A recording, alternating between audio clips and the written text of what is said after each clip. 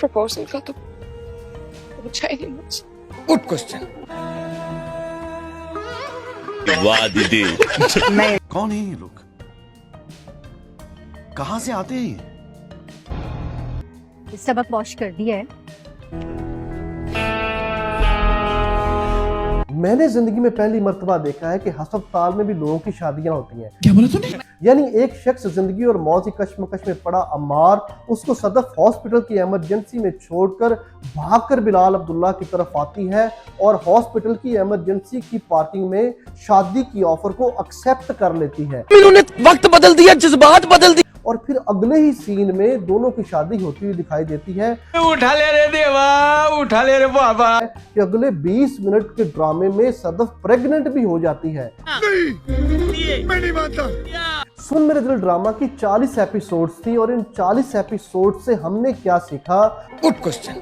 हमने ये सीखा कि किसी भी लड़की की बातों में आकर कभी भी गोलियां ना खाएं, क्योंकि हो सकता है कि वो आपकी जान लेना चाहती हो, वो आपसे मोहब्बत नहीं करती। इतना बुरा हूं मैं। और फिर हमने ये भी सीखा कि अगर आपको कोई लड़की पसंद आ गई है तो आपको बिलाल अब्दुल्ला की तरह बनना होगा। यानी बिलाल अब्दुल्ला की तरह आपको देखना हो गया कि क्या उस लड़की का कोई छोटा भाई है, अगर वो छोटा भाई है तो क्या वो बीमार है, अगर वो बीमार है तो फिर उसके लिए उसको 8 करोड़ रुपया दें।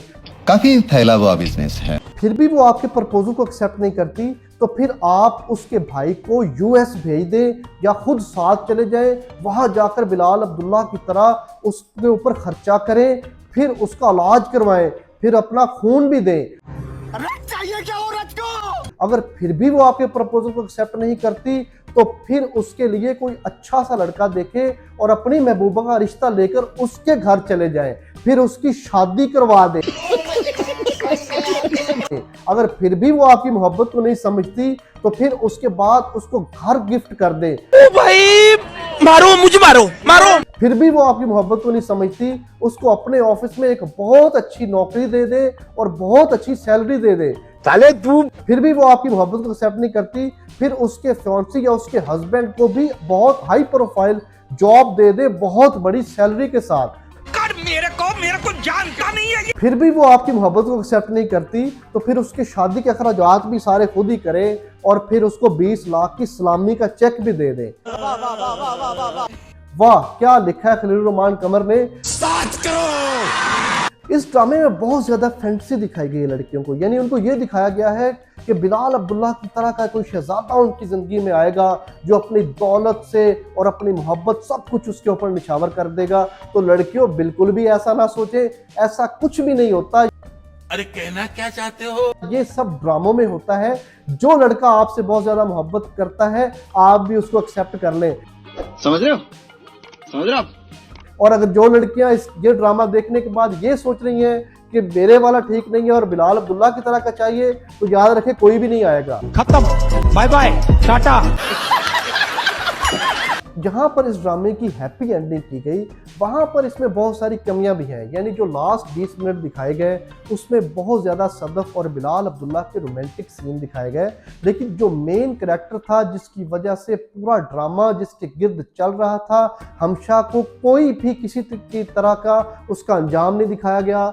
ना ही ये दिखाया गया कि उसका क्या बना, ना ही ये दिखाया गया है कि उसको कोई सज़ा मिली। और फिर इसी तरह जो अम्मार है, कम से कम ये ज़रूर दिखाई देना चाहिए था कि बिलाल अब्दुल्ला और सदफ की शादी हुई है और उसके बाद अम्मार का क्या रिएक्शन है। और इस पूरे सिनेरियो में दानिया भी कहीं नज़र नहीं आई, यानी उसने जो कुछ किया, एक हंसते बसते घर को दो मोहब्बत करने वाले मियाँ बीवी के दरमियान डिवोर्स करवाकर वो भी कहीं गायब होगी, यानी उसका भी कोई अंजाम नहीं दिखाया गया। इसी तरह लास्ट जो 20 मिनट्स थे उसमें जावियार और उसकी मां को भी नहीं दिखाया गया, सिर्फ बिलाल अब्दुल्ला और सदफ को दिखाया गया कि जी बहुत अच्छे तरीके से उन्होंने रहना शुरू कर दिया है। और बहुत ज़्यादा फैंटेसी दिखाई गई, यानी शादी के बाद लड़कियों को इतना ज़्यादा प्रोटोकॉल मिलता है वो ये सोचने पर ही मजबूर हो जाए कि शादी के बाद हमें भी ऐसी लाइफ चाहिए, हालांकि प्रैक्टिकल लाइफ बिल्कुल डिफरेंट होती है। तो बिल्कुल भी किसी के बारे में बुरा ना सोचे, अच्छा सोचे। और जैसा इस ड्रामे में दिखाया गया है ऐसा कुछ भी नहीं होता, प्रैक्टिकल लाइफ बहुत ज़्यादा डिफरेंट होती है। और सेम सिचुएशन लड़कों के लिए भी है, वो भी किसी ऐसी लड़की को तलाश ना करना शुरू कर दे कि जो उनके बस से ही बाहर हो। तू समझा? हाँ। नहीं, तू समझा नहीं। यानी कोई भी बिलाल अब्दुल्ला नहीं बन सकता, कोई भी इतना हाई प्रोफाइल नहीं हो सकता। हाँ, अच्छी लड़की के लिए, अच्छे रिश्ते के लिए पैसा कमाना बहुत ज्यादा जरूरी है।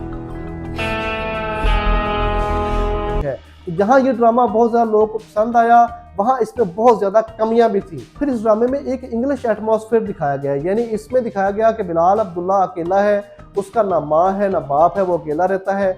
इस तरह दानिया बिल्कुल अकेली है, अमार के आगे पीछे कोई नहीं, और हमशा को तो जैसे कोई जानता ही नहीं। यानी वो एक ऐसी लड़की दिखाई गई है कि रात के किसी भी पहर वो घर में किसी भी मर्द को बुला लेती है। यानी ऐसा एक्सेप्ट नहीं होता हमारी सोसाइटी में, पाकिस्तान जैसी सोसाइटी में पसंद नहीं किया जाता, क्योंकि हमारे यहाँ एक बहुत ज़बरदस्त और ब्यूटीफुल सोसाइटी है और एक फैमिली सिस्टम है।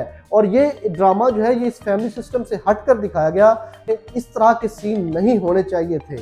तो देखते हैं नेक्स्ट जो खलील रहमान कमर साहब की तहरीर होती है वो कैसे होती है और किस तरह का वो ड्रामा लिखते हैं।